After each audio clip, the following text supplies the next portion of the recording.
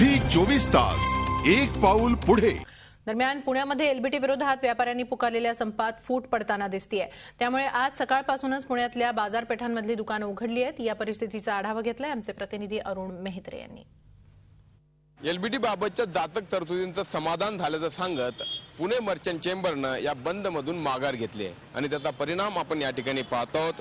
पुण्यातल्या मार्केट यार्डमध्ये आम्ही या क्षणी आहोत। इथले सगळे व्यवहार आहेत हे आज सुरू झालेले आहेत। प्रामुख्यानं घाऊक स्वरूपाचा व्यापार या ठिकाणी होतो, किराणा आणि भुसार मालाचा व्यापार या ठिकाणी होतो। त्यामुळे एका अर्थाने जीवनावश्यक म्हटल्या जाणाऱ्या वस्तू किंवा चिजांचा व्यापार या ठिकाणी होत असल्यानं लोक जे या बंदमुळे वेठीस धरले गेलेले होते त्यांना कुठेतरी दिलासा मिळालेला आहे।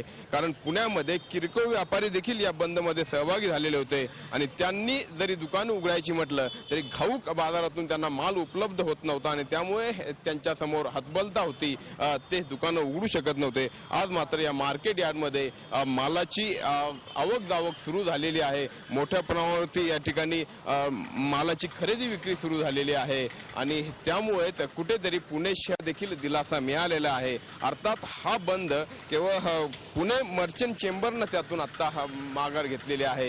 इतर व्यापाऱ्यांचा किंवा व्यापारी महासंघाचा जो बंद आहे तो अजूनही सुरूच आहे। पुण्यातलं लक्ष्मी रोड सारखं मार्केट ज्या ठिकाणी कापडापासून तर सोन्यापर्यंतच्या सगळ्या वस्तूंची खरेदी विक्री होते ते अजूनही बंद आहे।